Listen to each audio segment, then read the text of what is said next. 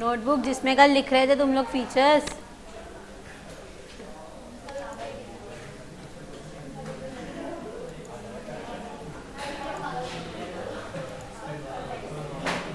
बातें बंद करो अब।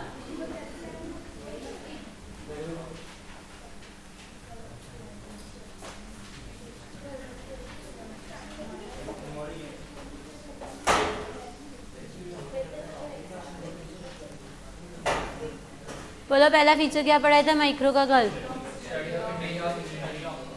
Study of. It means micro economics में हम इंडिविजुअल यूनिट्स की स्टडी करते हैं। हमारी इंडिविजुअल यूनिट इकोनॉमिक्स के हिसाब से कौन सा हो सकती है?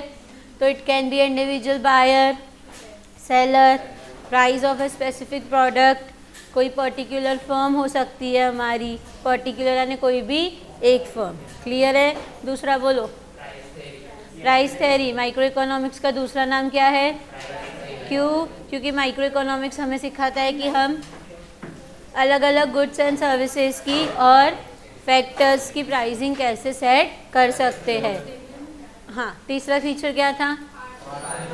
Partial equilibrium. इट मीन्स हमने देखा कि माइक्रो इकोनॉमिक्स सबको साथ में लेके नहीं चलता है, वो कोई भी एक पार्ट की स्टडी करता है। जैसे मैंने तुमको बताया कि लॉ ऑफ डिमांड में डिमांड का रिलेशन किससे बताया गया? प्राइस से। बाकी फैक्टर्स को इग्नोर किया गया। Next, slicing method. It means micro economics अपनी स्टडी के लिए कौन सी मेथड यूज़ करता है? Slicing method. यानी वो पूरी इकोनॉमी को क्या कर रहा है? छोटे छोटे पार्ट्स में डिवाइड कर रहा है और एक पार्ट की स्पेसिफिक डिटेल स्टडी हो रही है। जैसे तुम सब बायर्स हो, बायर्स की एक कैटेगरी बना ली, पर मैंने सारे बायर्स की स्टडी नहीं की। मैंने क्या की? सिर्फ एक ही बायर की स्टडी की। उसको बोलेंगे slicing method. Next, based on certain assumptions. मैंने बताया तुमको माइक्रो इकोनॉमिक्स की जो भी थेरीज होती है वो कुछ अजम्पशंस पे डिपेंड होती है। जब तक तुम अजम्पशंस नहीं फॉलो करोगे तब तक तुम्हारी थेरी काम करेगी नहीं। इसलिए कोई भी लॉ जब शुरू करते हैं हम तो क्या यूज़ करते हैं? इकोनॉमिक्स का कोई भी लॉ लिखने से पहले क्या यूज़ करते हो? Other things being equal. उसी को हम क्या बोलते हैं? सेट्रिस पेरिबस। क्लियर है? नेक्स्ट पढ़ाया था क्या फीचर? लिखो। Limited scope.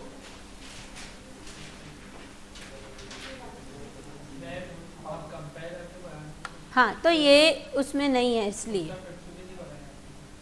तो 4 पॉइंट्स थे कंपैरिजन के, बाकी नहीं है ऐसा।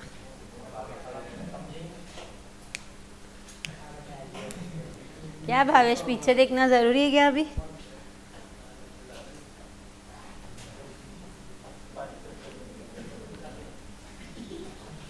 अब देखो, जैसे मैंने तुमको कल एक एग्जाम्पल दिया था कि माइक्रो इकोनॉमिक्स, जैसे ये पूरी क्लास है, इसमें से मैंने एक ही स्टूडेंट की स्टडी करी। अब जैसे एक एग्जाम्पल लेते हैं, समझो मैंने एक बच्चे से सारे क्वेश्चंस पूछे और उसको एक भी क्वेश्चन का आंसर देने नहीं आया, और मैंने ऐसा सोचा कि भाई ये पूरी बैच ही ख़राब है, इनको और एक्स्ट्रा टाइम बिठाने की ज़रूरत है। तो मुझे बताओ, क्या ये मेरा डिसीजन सही था क्या? एक बच्चे के कारण मैं सबको क्यों सफ़र कराऊँ? या एक बच्चे को बहुत अच्छा आया और मैंने ये डिक्लेयर किया कि ये बैच बहुत ही अच्छी है, इनको एक्स्ट्रा टाइम देने की ज़रूरत ही नहीं है। तो क्या ये सही है क्या? तो माइक्रो इकोनॉमिक्स कौन से लेवल पे स्टडी हो रही है? इंडिविजुअल।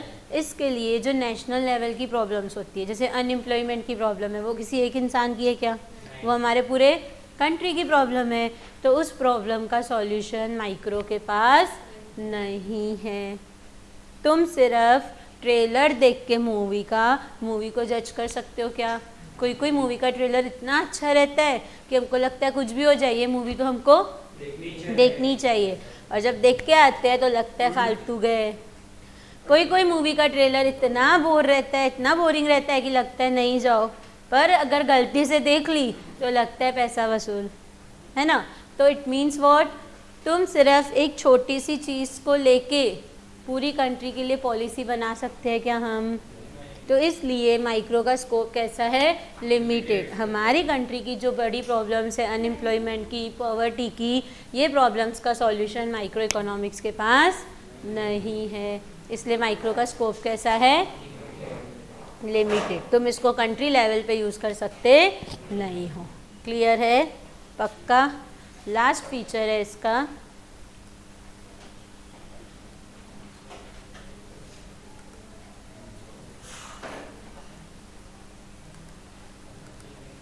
मार्जिनलिज्म प्रिंसिपल। अब ये क्या होता है, तुम लोगों ने मार्जिन वर्ड बहुत बार पढ़ा, marginal utility, marginal cost, marginal revenue, यानी क्या, एडिशनल, एक्स्ट्रा। तो देखो माइक्रो इकोनॉमिक्स की जो थेरीज है उसकी मैक्सिमम थेरीज मार्जिन के बेसिस पे बनी हुई है। यानी क्या, देखो एक एग्जांपल देती हूँ। समझो मेरी एक फैक्ट्री है, वहाँ मैंने एम्प्लॉयज़ रखे काम करने को। क्लियर है। अब जो मैंने पहला एम्प्लॉय रखा वो मैंने ऑब्जर्व किया कि मुझे 500 रुपये का प्रोडक्शन करके दे रहा है। कितने रुपए का, 500, और मैं उसको वेजेस दे रही हूँ 300 रुपये। मतलब अच्छा एम्प्लॉय है, काम अच्छे से कर रहे हैं। फिर मेरे को लगा यार ये एक ना कम है, मुझे एक और एम्प्लॉय की ज़रूरत है। तो मैंने क्या किया, एक और एम्प्लॉय रखा। समझ में आ रहा है। अब ये दूसरा वाला एक्स्ट्रा हो गया देखा जाए तो। याद करो मार्जिनल यूटिलिटी, 2 यूनिट्स लेते हो तो दूसरी को हम एक्स्ट्रा कंसीडर करते थे। तो अब ये मैंने जब दूसरा लेबर रखा तो मैंने देखा उसने ना मुझे 400 रुपये का काम करके दिया। अब मैं उसको दे कितना रही हूँ, 300, क्योंकि वेजेस सेम है सारे एम्प्लॉयज़ के। अब मैंने तीसरा भी लेबर रखा, उसने मुझे 300 रुपये का काम करके दिया। मैंने उसको दिए भी कितने, तो मुझे लगा, देखो अगर मैं टोटल की बात करूं तो देखो मेरा टोटल प्रोडक्शन तो बड़ा है ना, 500, 400, 300, टोटल कितना हुआ है, 1200। तो मुझे लगा यार एक और एम्प्लॉय रख के देखती हूँ, मे भी प्रोडक्शन और बढ़ जाए। तो मैंने देखा कि ये जो चौथा वाला है उसकी ना मुझे ज़रूरत ही नहीं थी। मेरे को क्यों लगा ज़रूरत है, क्योंकि मैंने देखा ये 3 आए तो मेरा प्रोडक्शन क्या हुआ। अब फैक्ट्री में ज़रूरत ही 3 लोगों की है, फिर भी मैंने चौथा रखा तो उसने समझो मेरे को 200 रुपये का काम करके दिया, और मैंने दिए कितने उसको। तो क्या ये मेरे लिए एक रैशनल डिसीजन यानी एक अच्छा डिसीजन है क्या। तो मुझे 4th एम्प्लॉय को रखना चाहिए कि नहीं। तो ये 4th एम्प्लॉय को नहीं रखना है, ये डिसीजन कौन से बेसिस पे हुआ कि 4th वाले एम्प्लॉय ने मुझे कितना बना के दिया। क्लियर है। अब यही तुम लॉ ऑफ डीएमयू पे आओ, हम कितना कंज्यूम करते हैं, एक पॉइंट ऑफ सैशिटी पे पहुंच जाते हो। इट मीन्स व्हाट, वो वाली यूनिट के बाद अगर तुम और खाओगे तो तुम्हें कुछ भी मिलने वाला, तो भाई मत खाओ। तो ये डिसीजन भी तुमने कौन से बेसिस पे लिया, मार्जिन, कि 5 चपातियाँ खा ली, 6th की ज़रूरत क्यों ज़रूरत नहीं है, क्योंकि 5th वाली पे तुम्हारा पेट भर गया, 5th वाली एक्स्ट्रा। इट मीन्स तुम कोई भी इकोनॉमिक्स में जो भी बिजनेसमैन हो या कंज्यूमर हो, उनके डिसीजन किस पे चलते हैं, मार्जिन के। क्लियर है, समझ में आ रहा है। मार्जिनलिज्म प्रिंसिपल यानी क्या कि माइक्रो इकोनॉमिक्स की जो भी थेरीज है वो थेरीज कौन सा कॉन्सेप्ट यूज़ करती है, मार्जिन का। यानी कोई भी डिसीजन लेना है तो कौन से बेसिस पे लिया जाता है, मार्जिन के बेसिस पे। समझ में आया, क्लियर है। ये थे तुम्हारे फीचर्स माइक्रो इकोनॉमिक्स के। बोलो मैक्रो के। मैक्रो में हम किसकी स्टडी करते हैं, अब एग्रीगेट्स यानी पूरी इकोनॉमी। अब एग्रीगेट्स का कोई एग्जाम्पल दो मुझे। नेशनल इनकम और जनरल प्राइस लेवल बोलते हैं उसको, इंडेक्स नंबर नहीं बोलेंगे। और पूरे कंट्री की डिमांड के लिए क्या बताया था, एग्रीगेट डिमांड। पूरे कंट्री के सप्लाई के लिए क्या बताया था, समझा। यानी मैक्रो इकोनॉमिक्स में हम किसकी स्टडी कर रहे हैं, होल इकोनॉमी की। सेकंड बोलो, इनकम थ्योरी। मैक्रो इकोनॉमिक्स का दूसरा नाम क्या है, क्यों इनकम थ्योरी बोला गया है, it help us to determine the income level of our country and what causes fluctuations in it, कि वो क्यों चेंज हो रही, एंड मेजर्स, कि हम वो फ्लक्चुएशंस को कैसे ठीक कर सकते हैं। जैसे मैंने तुमको बताया कि समझो कोरोना के टाइम पे प्रोडक्शन कम हो गया, सारी इकोनॉमिक एक्टिविटीज़ कम हो गई या रुक गई। अब कंट्री कैसी, मतलब उसकी जो भी हम इकोनॉमिक स्टेटस देखें तो वो डाउन हो रहा था, इसलिए फिर गवर्नमेंट ने क्या किया या आरबीआई ने क्या किया, इंटरेस्ट रेट्स कम कर दिए ताकि लोगों को पैसा मिले, वापस प्रोडक्शन स्टार्ट हो और वापस लोगों को एम्प्लॉयमेंट मिल सके। समझ में आया क्या? बोलो नेक्स्ट। General equilibrium. क्यों जनरल इक्विलिब्रियम? ये सबको लेके चलता है ना, ये ऐसा नहीं कि माइक्रो के जैसा भाई डिमांड सिर्फ प्राइस पे रिलेटेड है। हाँ दे दो ना। किसका? इनफ है, इनफ है। Analysis of market structure need नहीं है उसकी। क्लियर है जनरल इक्विलिब्रियम? बोलो नेक्स्ट। अब मैक्रो इकोनॉमिक्स कौन सी मेथड यूज़ करता है? अब लंप का मतलब बताया था, बड़े बड़े सेक्टर्स कि मैक्रो ने क्या किया, पूरी इकोनॉमी को बड़े बड़े पार्ट्स में डिवाइड किया। याद करो CIG सिखाया था तुमको मैंने। कंज्यूमर्स के लिए C का ग्रुप बन गया, जो भी हमारी कंट्री में रहने वाले बिजनेसमैन हैं उनके लिए I का ग्रुप बना दिया, गवर्नमेंट के लिए G का ग्रुप बना दिया। यानी हमने इकोनॉमी को क्या किया, बड़े बड़े पार्ट्स में डिवाइड किया। क्लियर है? नेक्स्ट बताया था क्या? नहीं। लिखो पॉलिसी ओरिएंटेड। ओरिएंटेड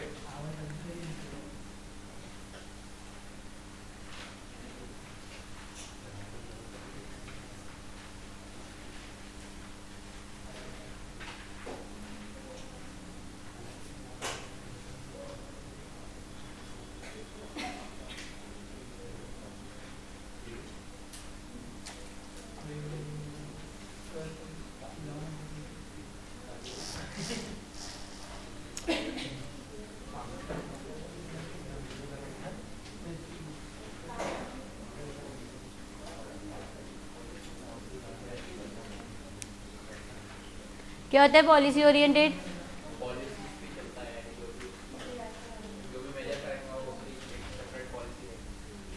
और कुछ? गोल ओरिएंटेड सुने? गोल ओरिएंटेड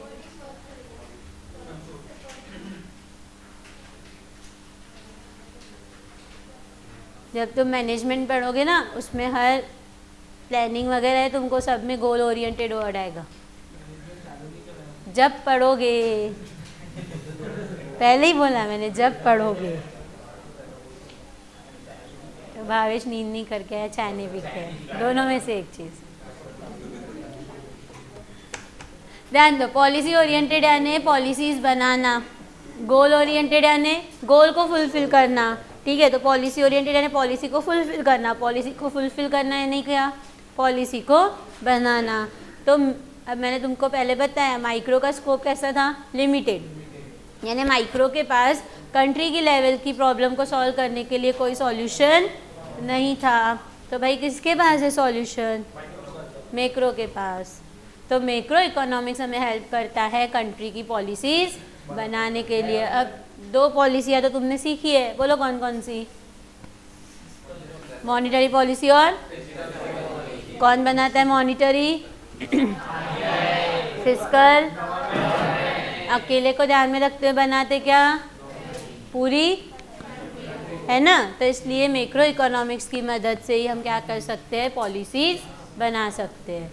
समझा? Macro economics helps to frame policies such as monetary policy and fiscal policy. Clear है? समझ में आया कि मैक्रो इकोनॉमिक्स की मदद से क्या होती है, पॉलिसीज बनती है। नेक्स्ट फीचर है इंटरडिपेंडेंस। अब ये तुम लोग एक्सप्लेन करो, तो कौन क्या कैसे डिपेंड रहेगा?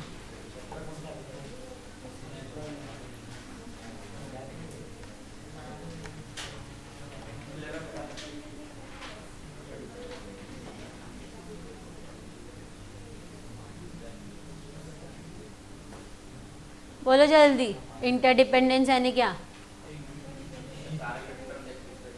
कोई तो इकोनॉमिक्स से रिलेटेड एग्जांपल दो। कल ही इतनी बड़ी एक साइकिल सिखाई मैंने तुमको।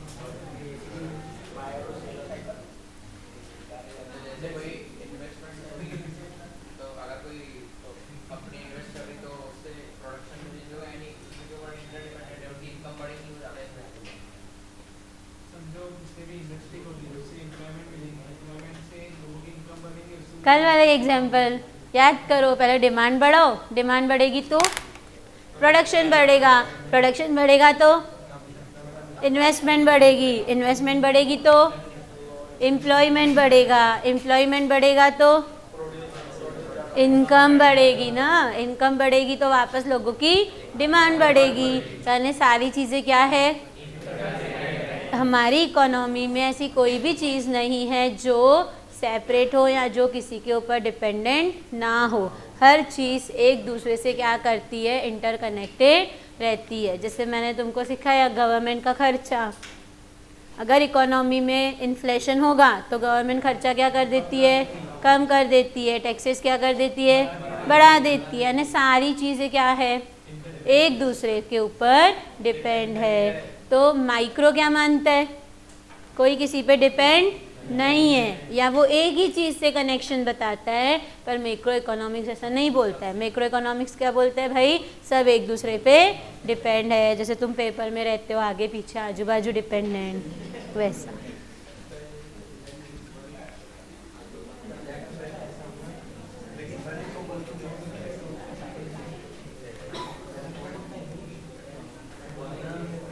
लास्ट फीचर है ग्रोथ मॉडल्स।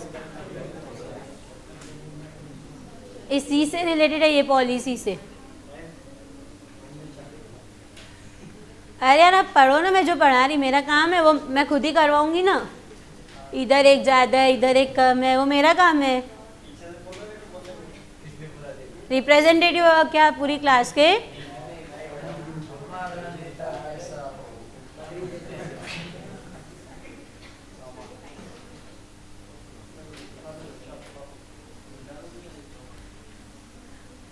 अब ग्रोथ मॉडल यानी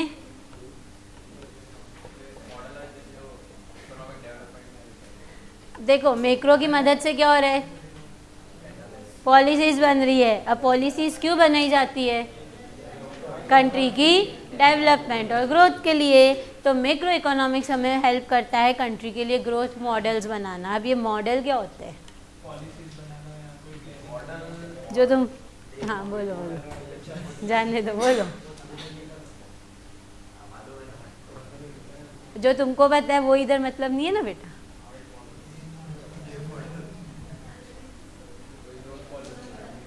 देखो जैसे तुम स्कूल में बनाते थे ना साइंस एग्जीबिशन में, वैसे ही इकोनॉमिक्स में अलग अलग इकोनॉमिस्ट क्या करते हैं, काइंड ऑफ हम बोल सकते हैं एक प्लानिंग या एक पॉलिसी बताना कि कंट्री की ग्रोथ को कैसे अचीव किया जा सकता है। जैसे मैंने तुमको लास्ट लेक्चर में बताया था कि दो तरह के गुड्स होते हैं, कैपिटल गुड्स और कंज्यूमर गुड्स, ठीक है। अब ये तुम सबको पता है कि हमारा इंडिया पहले उतना डेवलप नहीं था, तो उसको डेवलप करने के लिए अलग अलग इकोनॉमिस्ट ने क्या किए थे, अलग अलग ग्रोथ मॉडल्स बनाए थे। उसमें से एक ग्रोथ मॉडल था महालनोबिस ग्रोथ मॉडल। अब ये महालनोबिस एक इंडियन इकोनॉमिस्ट और एक स्टैटिस्टिशियन थे। इन्होंने एक मॉडल बनाया था जिससे कंट्री की ग्रोथ को हम अचीव कर सकते। तो उन्होंने देखा था कि हमारी कंट्री की सबसे बड़ी प्रॉब्लम ये थी कि हम छोटे छोटे गुड्स भी बाहर से बुलवाते थे, क्योंकि हमारी कंट्री में उनको बनाने के लिए कोई भी मशीन्स अवेलेबल नहीं थी। तो उन्होंने बोला था कि अगर ऐसा कंटिन्यू रहा तो हम हमेशा किस पे डिपेंड रहेंगे, फॉरेन कंट्रीज़ पे। वो अगर उस पर टैक्सेस बढ़ा देंगे तो इधर हमको वो प्रोडक्ट क्या हो जाएगा, महंगा पड़ेगा। तो इसके लिए हमें कुछ ना कुछ तो सॉल्यूशन चाहिए। तो उन्होंने ये सॉल्यूशन दिया था कि हमारी कंट्री पहले क्या इंपोर्ट कर रही थी बाहर से, कंज्यूमर गुड्स, यानी कपड़े वगैरह फुटवेयर सब इंपोर्ट करते थे क्योंकि इंडिया में बनते नहीं थे। तो उन्होंने ये सजेस्ट किया था कि हमें कंज्यूमर गुड्स की बजाय बाहर से क्या बुलवाने चाहिए, कैपिटल गुड्स। नो डाउट अभी हमारी कंट्री में तो बन नहीं रहे, अपन बाहर से बुलवाएंगे तो थोड़ा हमारी कंट्री में कंज्यूमर गुड्स का शॉर्टेज होगा। तो उन्होंने बोला था कोई बात नहीं है, वो शॉर्ट पीरियड के लिए होगा। जैसे ही हमारी कंट्री में कैपिटल गुड्स आ जाएंगे तो हमें दूसरों पे डिपेंड रहने की ज़रूरत नहीं है और हम कंज्यूमर गुड्स खुद ही अपनी कंट्री में बना सकते हैं। अब ये तुमने 10th चैप्टर में देखा था कि कैसे इंडिया का इंपोर्ट शिफ्ट हुआ है। पहले इंडिया छोटी छोटी चीज़ें भी बाहर से इंपोर्ट करती थी, पर अभी ज़्यादा चीज़ें हम इंपोर्ट नहीं करते। तो ये एक था ग्रोथ मॉडल जो किसने बनाया था, महालनोबिस ने, इसलिए उसका नाम है महालनोबिस ग्रोथ मॉडल। समझ में आया क्या? क्लियर है? तो मैक्रो की मदद से क्या हो रहा है, कंट्री के लिए हम मॉडल्स बना सकते, यानी जिससे कंट्री की ग्रोथ अचीव हो सके। क्लियर है? अब जैसे तुम देखोगे कि हमारी कंट्री में अब स्टैचू ऑफ यूनिटी बना है ना, उसको भी लोगों ने क्रिटिसाइज़ किया कि क्यों बना, वेस्ट ऑफ मनी है, इसे स्कूल और हॉस्पिटल बनाओ। बट नहीं, क्या फ़ायदा है उसका, टूरिज़्म जनरेट हुआ ना। तुम देखो वो एरिया कितना डेवलप हो गया, वहाँ लोगों को कितना ज़्यादा काम मिला।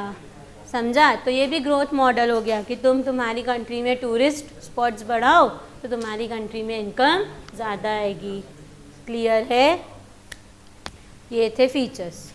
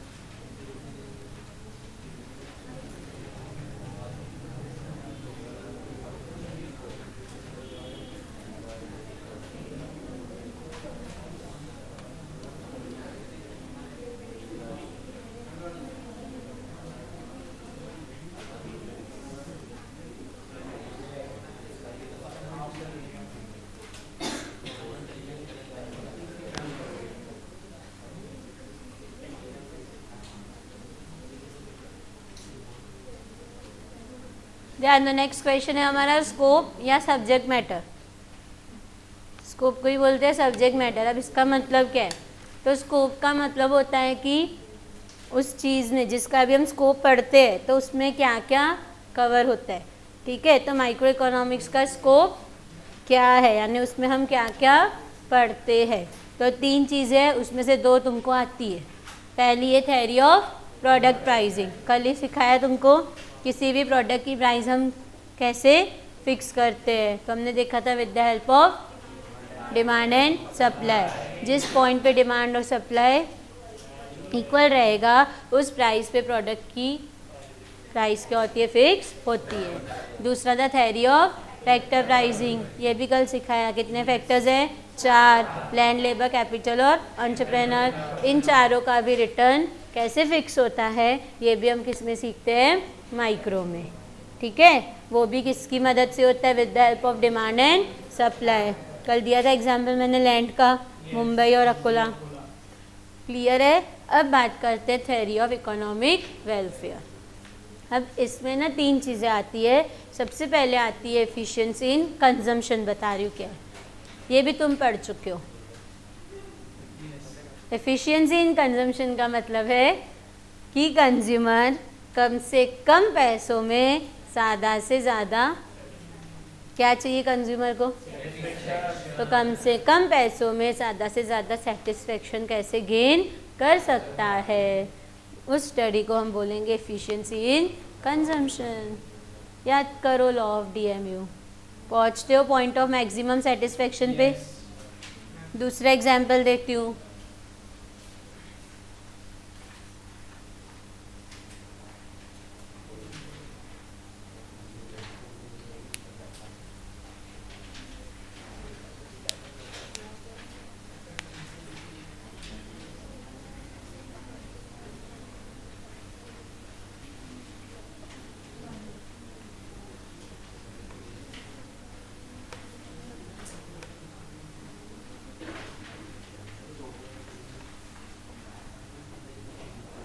अब ध्यान दो, एफिशिएंसी इन कंजम्पशन में और क्या आ सकता है। तो बहुत बार तुम देखते हो कि कंपनीज क्या करती है, कोई भी तुम प्रोडक्ट खरीदो, अगर तुम उसकी छोटी कम क्वांटिटी खरीदो या ज़्यादा क्वांटिटी खरीदो, तो ज़्यादा क्वांटिटी वाला ना हमको लगता है फ़ायदे में है। जैसे एग्जांपल देती हूँ, तुम्हें कुछ समझो शैम्पू की बोतल खरीदनी है, ठीक है। वही अगर तुम जो भी 500 मिलीलीटर का खरीद रहे हो, तो वो बोतल तुमको आ रही समझो 100 रुपये की, ठीक है। और वहीं 1 लीटर की अगर बोतल खरीद रहे हो तो वो आ रही है 150 रुपये की। अब मुझे बताओ, बीइंग अ रैशनल कंज्यूमर, अगर तुम वही प्रोडक्ट यूज़ कर रहे हो तो तुम्हारे लिए बेनिफिशियल कौन सा है? ये वाला ना। इसकी 2 बोतल लोगे तो कितने में पड़ेगा? कंपनी वही, क्वांटिटी भी उतनी, तो हम क्यों ज़्यादा पैसे खर्च करें। तो बीइंग अ रैशनल कंज्यूमर तुमने क्या देखा, कम से कम पैसों में हम ज़्यादा से ज़्यादा सेटिस्फेक्शन कैसे गेन कर सकते हैं। उसी की स्टडी को हम बोलते हैं एफिशिएंसी इन कंजम्पशन। अब समझो कोई कंज्यूमर रैशनल नहीं होगा तो वो क्या कर सकते हैं, 2 ले लेगा, कितने रुपए जाएंगे उसके? 200। या समझो एक आज ली, एक अगले महीने भी ली, तो भी उसके कितने पैसे जा रहे? 200। यानी उसने क्या किया, अपनी मनी को इफ़िशिएंटली यूज़ नहीं किया। समझा एफिशिएंसी इन कंजम्पशन यानी क्या? How to get maximum satisfaction. अब वैसा ही होगा एफिशिएंसी इन प्रोडक्शन। अब कंजम्पशन किसके लिए था, तो प्रोडक्शन किसके लिए होगा? बिजनेसमैन और प्रोड्यूसर। अब प्रोड्यूसर को क्या चाहिए? मैक्सिमम। अरे होशियार हो, प्रोड्यूसर को क्या चाहिए? प्रॉफिट। कम से कम खर्चा करके वो ज़्यादा से ज़्यादा प्रॉफिट कैसे गेन कर सकता है? बताओ कोई एग्जाम्पल हो ना, बिजनेसमैन तुम लोग, कैसे? कोई एग्जाम्पल दो कॉस्ट कटिंग का। कॉस्ट कटिंग कैसे कर सकते? जैसे हमारे पास कोई एम्प्लॉय ज़्यादा रखे और कोई ज़्यादा। हाँ ठीक है, और कैसे करोगे सस्ता परचेज? बल्क क्वांटिटी में लेंगे तो रेट क्या होगा, और अगर बल्क की ज़रूरत ही नहीं है तो फिर? अच्छा, और ये करते हो क्या दुकान पे? एफिशिएंसी इन प्रोडक्शन बताओ।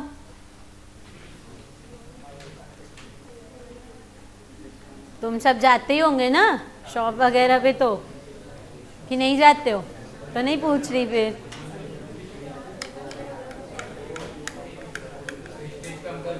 वेस्टेज कम करके, ठीक है, और टेक्निकली खुद को अपडेट रखेंगे, ठीक है, और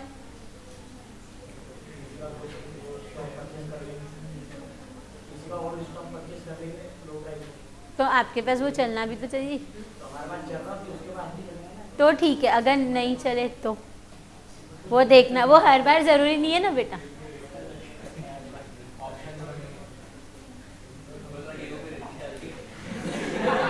सही है, करते हैं। गेहूं में कंकड़, और अब देखो, बहुत बातें बंद करो। अब तुम कपड़े खरीदने जाओ तो बहुत बार लिखा रहता है 100% कॉटन, लेकिन उसमें फिर भी मिक्सिंग रहती है। तो मिक्सिंग भी एक तरीका है अपनी कॉस्ट को कम करने का। क्लियर है? तो एफिशिएंसी इन प्रोडक्शन क्या सिखा रहा है? कम से कम कॉस्ट में ज़्यादा से ज़्यादा प्रोडक्शन। कम से कम कॉस्ट में ज़्यादा से ज़्यादा प्रोडक्शन होगा, इनडायरेक्टली बिजनेसमैन का क्या हो रहा है, प्रॉफिट। क्लियर है। लास्ट पॉइंट है ओवरऑल इकोनॉमिक एफिशिएंसी। अब ओवरऑल यानी सबकी, अब देखो ये किसके लिए थी, प्रोड्यूसर के लिए, ये किसके लिए थी, कंज्यूमर के लिए, ये है ओवरऑल। ओवरऑल इकोनॉमिक एफिशिएंसी का मतलब है ऐसे गुड्स एंड सर्विसेज बनाओ जिसकी सोसाइटी में ज़्यादा डिमांड है। इससे क्या होगा, कंज्यूमर की नीड फुलफिल होगी और बनाने वाले का भी गुड इजीली सेल होगा। समझ में आया। तो इससे क्या हो रहा है, दोनों का फ़ायदा हो रहा है। इसी को बोलते हैं ओवरऑल इकोनॉमिक एफिशिएंसी। और इससे वेस्टेज भी क्या होगा, क्यों कम होगा, क्योंकि तुम बनाई वो चीज़ रहे हो जिसकी मार्केट में डिमांड है। समझा। ऐसे ही प्रोडक्ट बनाओगे जिसकी डिमांड कम है या नहीं है तो तुम्हारे क्या होगा, नुकसान होगा। क्लियर है। इसलिए इसका नाम था थ्योरी ऑफ इकोनॉमिक वेलफेयर, क्योंकि इसमें सबका क्या हुआ, सबका ही भला हुआ ना। कंज्यूमर को भी सेटिस्फेक्शन मिला, प्रोड्यूसर को भी प्रॉफिट मिला और ओवरऑल इकोनॉमिक एफिशिएंसी भी हुई, है ना। क्लियर है। समझे क्या तीनों स्कोप के पॉइंट्स। बोलो पहला थ्योरी ऑफ, यानी हम क्या सीखते हैं, how the prices of product are determine. किसकी मदद से होते हैं, demand and supply. Demand and price है, कैसा रिलेशन है डिमांड और प्राइस का, इनवर्स। और प्राइस और सप्लाई का, इसलिए क्या होता है, एक पॉइंट पे दोनों सेम हो जाते हैं ना, और उस पॉइंट पे क्या होती है, प्राइस फिक्स होती है। Next theory of how the prices of factors that is land, labour, capital and entrepreneur are determine और how their rewards are determine. Next theory of economic welfare, कि हम हमारी पूरी इकोनॉमी का भला कैसे कर सकते हैं। तो तीन चीज़ें, थ्योरी का एफिशिएंसी इन कंजम्पशन, प्रोडक्शन, ठीक है, प्रोड्यूसर को कम से कम कॉस्ट में ज़्यादा से ज़्यादा प्रॉफिट या प्रोडक्शन हो उसका। एफिशिएंसी इन कंजम्पशन यानी कम से कम खर्च में ज़्यादा से ज़्यादा सेटिस्फेक्शन मिले। ओवरऑल इकोनॉमिक एफिशिएंसी यानी वो गुड्स एंड सर्विसेज बनाओ जिसकी सोसाइटी में डिमांड हो। क्लियर है, समझ गया स्कोप। अब आते हैं स्कोप ऑफ मैक्रो इकोनॉमिक्स। ये क्या करते तो ऐसे हो जैसे सुबह 5 घंटों से पढ़ रहे हो, सुबह से पढ़ाई कर रहे हो। हो गया।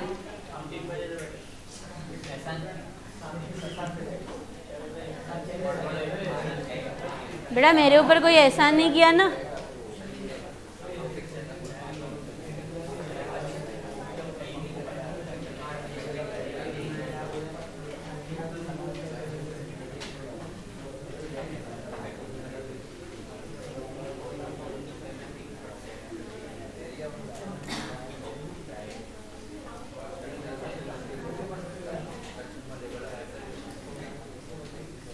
हो गया भरत।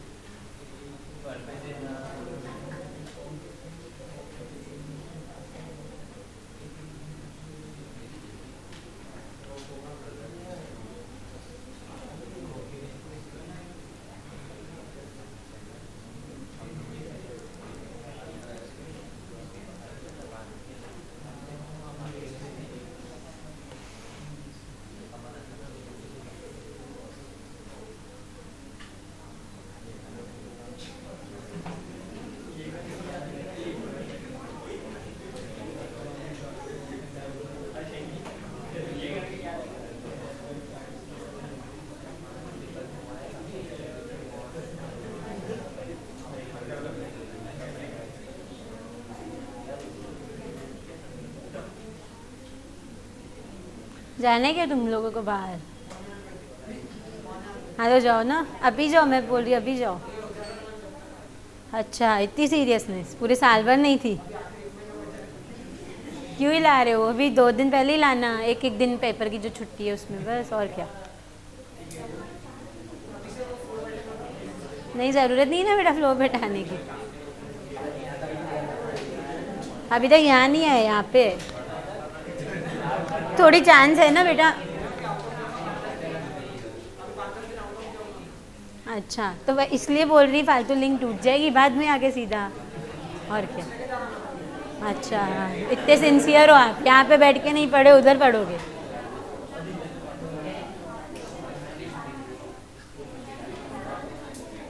ध्यान दो, स्कोप ऑफ मैक्रो इकोनॉमिक्स। अब मैक्रो में किस किस की स्टडी होगी? तो सबसे पहले theory of income and employment, ये तुमको अभी थोड़ी देर पहले ही सिखाया मैंने। एम्प्लॉयमेंट जितना ज़्यादा बढ़ता है इकोनॉमी में उतनी ज़्यादा इनकम बढ़ती है।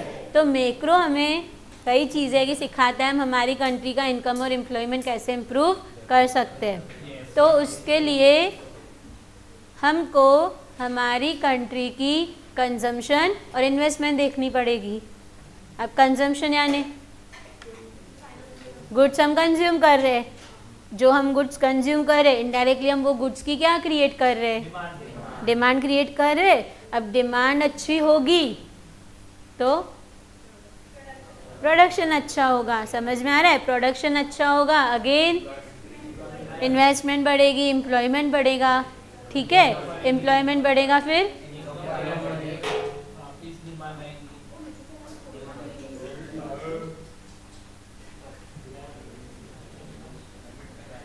समझ में आ रहा है क्या? Theory of income and employment किससे डील करेगा कि हम हमारी कंट्री की इनकम और एम्प्लॉयमेंट को कैसे इम्प्रूव कर सकते हैं। तो देखो, एम्प्लॉयमेंट और इनकम जनरली डायरेक्ट चलते हैं, जितना अच्छा एम्प्लॉयमेंट होगा उतनी अच्छी हमारी कंट्री की इनकम होगी, मतलब हमारी कंट्री क्या करेगी?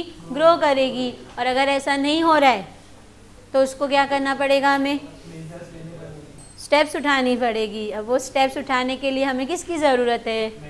क्योंकि वो एक इंडिविजुअल की लेवल की बात है, क्या एम्प्लॉयमेंट और इनकम किसकी बात है? पूरी इकोनॉमी की। तो इसके लिए सॉल्यूशन भी किसके पास है? मैक्रो के पास। और मैं सॉल्यूशन बता चुकी हूँ, आरबीआई और हमारी गवर्नमेंट। क्लियर है? दूसरा पॉइंट है theory of general price level and inflation. अब इन्फ्लेशन यानी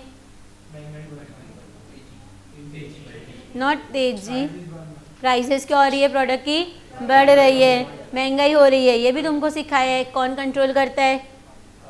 आरबीआई और गवर्नमेंट। जब आरबीआई और गवर्नमेंट देखते हैं कि इकोनॉमी में क्या हो रहा है, प्रोडक्ट्स के प्राइसेस बढ़ते जा रहे हैं, देखो एक लिमिट तक बढ़ना है ओके, पर अगर वो लिमिट क्रॉस हो गई तो हर कोई अफोर्ड कर सकता क्या?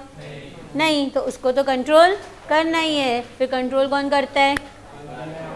सिखाया है मैंने तुमको, रेपो रेट वगैरह और बजट। गवर्नमेंट कब खर्चा कब करती, कब बढ़ाती, कब टैक्सेस बढ़ाती। आओ इधर आओ, आओ ना बेटा।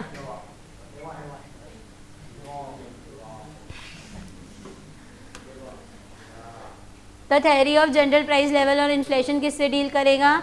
अगर इन्फ्लेशन है उसको कैसे ठीक कर सकते, डिफ्लेशन है तो उसको भी कैसे ठीक किया जा सकता है। इन सब के सॉल्यूशन किसके पास है? मैक्रो के पास। अब ये मत बोलना कि मैम ये चैप्टर फास्ट ले रहे हो, क्योंकि पूरा चैप्टर दूसरे कॉन्सेप्ट्स पे डिपेंड है और वो मैंने तुमको बहुत अच्छे से एक्सप्लेन किए हैं। तो जिसको आएगा उसको ये समझेगा, नहीं आएगा तो I have no solution. Clear है दोनों पॉइंट्स? पहला क्या था? Income and employment. इनकम और एम्प्लॉयमेंट में क्या सीखा कि दोनों एक दूसरे से कनेक्टेड है। तो ऐसा कुछ हो रहा है कि कंट्री की इनकम या एम्प्लॉयमेंट का रेट डाउन जा रहा है। अब जैसे तुमने बहुत बार देखा होगा कि गवर्नमेंट डिक्लेयर करती है अनएम्प्लॉयमेंट अलाउंस, यानी अगर देखो हमारी कंट्री है उसमें लोग तो काम करने को तैयार है पर लोगों के पास काम नहीं है, तो ऐसे लोगों के पास कहाँ से इनकम आएगी? तो फिर गवर्नमेंट क्या करती है? उनको अपनी तरफ से थोड़ा पैसा देती है कि एटलीस्ट उनकी बेसिक नीड्स क्या हो सके, फुलफिल हो सके। समझ में आ रहा है? तो ये जो गवर्नमेंट डिसीजंस लेती है ये सब कंट्री के एम्प्लॉयमेंट रेट को देख के करना पड़ता है। क्यों देती है गवर्नमेंट पैसा?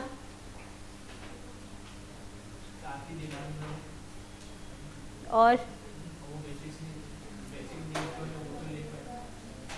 अब देखो, अगर तुम में से समझो ये एक कंट्री है और आधे से ज़्यादा लोग तुम अनएम्प्लॉयड हो, तो सीधी सी बात है तुम्हारे पास पैसे है क्या? अब तुम्हारे पास उतने पैसे नहीं है तुम तुम्हारी बेसिक ज़रूरत फुलफ़िल कर सको।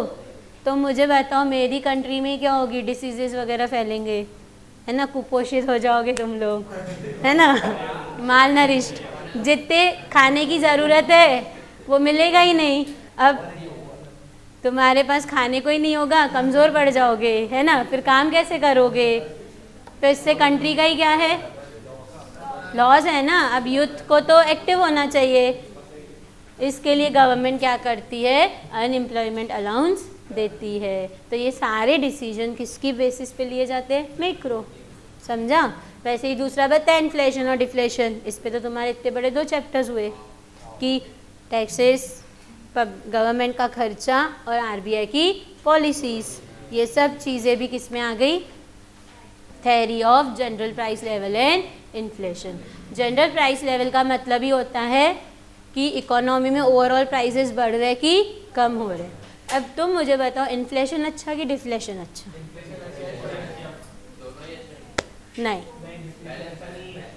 देखो डिफ्लेशन तो बिल्कुल अच्छा नहीं है। डिफ्लेशन में क्या हो रहा है? डिमांड पूरी तरह से कम हो जा रही है, बेचने वाले रेडी है, खरीदने वाला कोई, तो वो क्या करेंगे? बनाना ही। अब वो बनाना बंद कर देंगे, यानी वो अपने एम्प्लॉयज़ को काम से, तो इससे कंट्री में क्या होगा? अनएम्प्लॉयमेंट बढ़ेगा। लेकिन इन्फ्लेशन में क्या हो रहा है? डिमांड बढ़ रही है, तभी प्राइस बढ़ रही ना। तो इन्फ्लेशन ज़्यादा अच्छा नहीं होता है, पर 1-2% इन्फ्लेशन अच्छा है। वो एक इंडिकेशन है कि तुम्हारी कंट्री क्या हो रही है? ग्रो हो रही है। समझ में आया? क्लियर है? अगर ज़्यादा इन्फ्लेशन हो गया 8-9%, तो फिर उसको कंट्रोल करना पड़ता है। क्लियर है? फिर नेक्स्ट आता है theory of economic growth and development. बताओ ग्रोथ और डेवलपमेंट का डिफरेंस।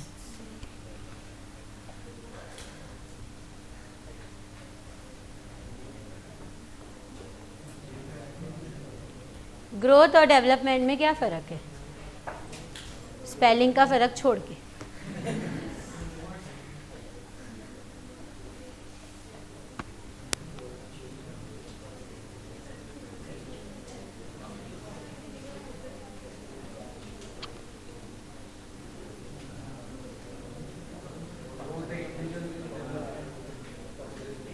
नहीं, वो इकोनॉमिक है ना, यानी पूरी इकोनॉमी की, दोनों इकोनॉमी से रिलेटेड है हमारी पूरी। ग्रोथ यानी इनकम बढ़ना और डेवलपमेंट यानी सिर्फ इंफ्रास्ट्रक्चर बनना। थोड़ा सा सही है। थोड़ा सही है।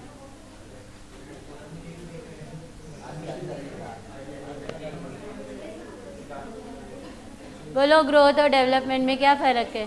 ग्रोथ मतलब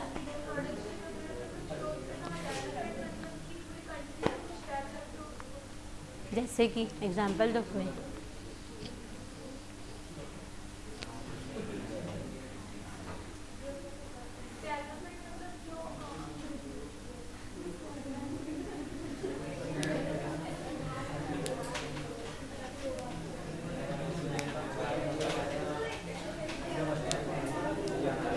ध्यान दो, ग्रोथ डील करता है सिर्फ मनी टर्म से और डेवलपमेंट डील करता है ओवरऑल।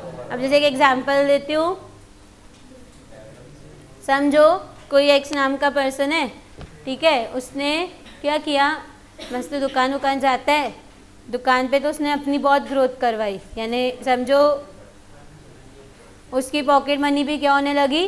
बढ़ने लगी। तो इकोनॉमिकली वो क्या कर रहा? ग्रोथ कर रहा। पर समझो वो लड़के में ना बिल्कुल मैनर्स ही नहीं है, किसके साथ कैसे बात करनी है, किसी का नाम लेने की ज़रूरत नहीं है, मेरे को इधर पता है कौन कैसा है। चुप बैठो, दोनों को भगा दूंगी इधर से नहीं तो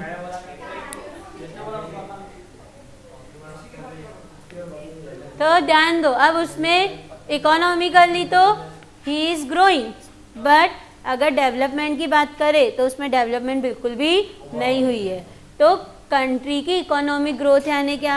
समझो कंट्री की इनकम बढ़ी, पर अगर तुम्हारी कंट्री में अच्छा इंफ्रास्ट्रक्चर नहीं है, अच्छी हेल्थ फैसिलिटीज़ नहीं है, तो वो एजुकेशन नहीं है, तो वो कंट्री वो कंट्री की डेवलपमेंट नहीं है। Growth is just a part of development. समझा?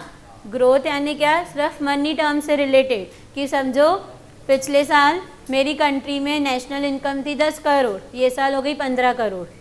नो डाउट इकोनॉमिक ग्रोथ हुई, पर मेरी कंट्री में कुछ भी इम्प्रूव नहीं हुआ। बेसिक फैसिलिटीज़ जो भी है, अभी भी हेल्थ सिस्टम ख़राब है, एजुकेशन सिस्टम अच्छा नहीं है, इंफ्रास्ट्रक्चर अच्छा नहीं है, तो हम बोलेंगे कि हमारी कंट्री डेवलप्ड नहीं है। समझ में आया ग्रोथ और डेवलपमेंट में क्या फ़र्क है? अब अगेन दोनों किससे डील कर रहे हैं? हमारी कंट्री से। अब तुम लोग देखोगे कि गवर्नमेंट हर सेक्टर के लिए ना अलग अलग बजट अलॉट करती है, हेल्थ के लिए, रिसर्च के लिए। तो तुम देखो एक टाइम था इंडिया रिसर्च में काफ़ी पीछे था, साइंटिफिकली हमारा इंडिया उतना डेवलप नहीं था, पर तुम देखोगे कि धीरे धीरे करके क्या हो रही है? इम्प्रूवमेंट हो रही है। मतलब हमारी कंट्री धीरे धीरे डेवलप हो रही है। ग्रोथ तो हो रही है हमारी कंट्री की, नो डाउट, क्योंकि प्रोडक्शन वगैरह काफ़ी इम्प्रूव हुआ है, पर ग्रोथ के साथ साथ हमारी कंट्री की डेवलपमेंट भी हो रही है। तो बहुत बार क्या होता है, बहुत सारी कंट्रीज़ ग्रोथ तो कर लेती है पर डेवलपमेंट उनमें नहीं होती। तो क्यों नहीं हो रही?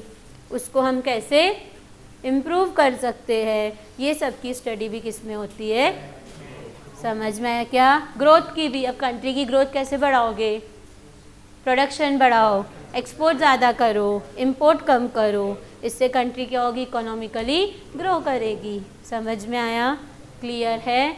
Last one is macro theory of distribution. क्या होता है डिस्ट्रीब्यूशन? क्या बांटोगे? पेड़े बांटोगे जब अच्छे मार्क्स आएंगे, है ना?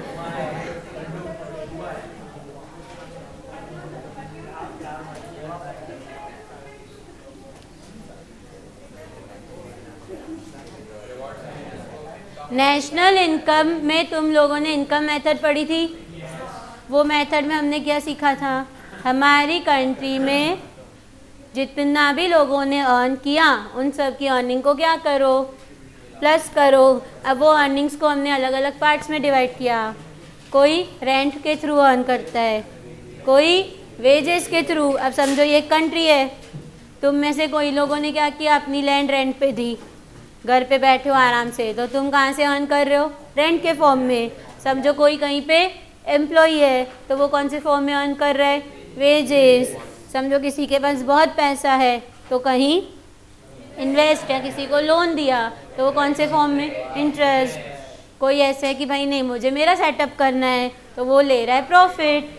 तो हमने क्या किया? इन चारों को ऐड किया, तो इन चारों से हमें क्या मिली? हमारी कंट्री की इनकम। तो इसी को बोलते हैं macro theory of distribution. In simple words हमारी कंट्री की नेशनल इनकम, प्रॉफिट, और एक था मिक्स्ड इनकम जो अपना सारा काम खुद ही करता। क्लियर है? पक्का? सर की क्लास है बेटा, जाना नहीं है? सर की क्लास है अभी।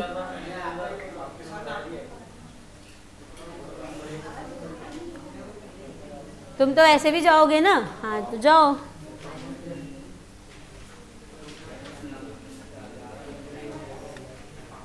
समझ में आया क्या? मैक्रो थ्योरी ऑफ डिस्ट्रीब्यूशन क्या है? हमारी कंट्री की ओवरऑल नेशनल इनकम। अब मैंने तुमको बताया इनकम हमने 4 पार्ट्स में क्या की? बातें बंद करो गर्ल्स।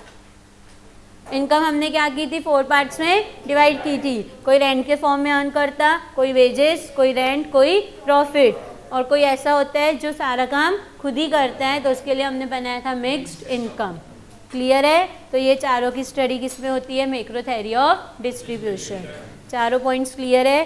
पहला क्या था? Income and employment, how income and employment can be achieved. दूसरा जनरल प्राइस लेवल और inflation, how to cure inflation, कैसे हम कर सकते हैं इन्फ्लेशन को कवर। दूसरा ग्रोथ एंड डेवलपमेंट, हम कैसे हमारी कंट्री की दोनों चीज़ें, ग्रोथ भी और डेवलपमेंट भी, दोनों कैसे करवा सकते हैं। और नेक्स्ट था मैक्रो थ्योरी ऑफ डिस्ट्रीब्यूशन, यानी रेंट, वेजेस, इंटरेस्ट और प्रॉफिट। क्लियर है? पक्का? पूछ के बताती हूँ, मोस्ट प्रोबेबली सर की क्लास है, जाना नहीं है।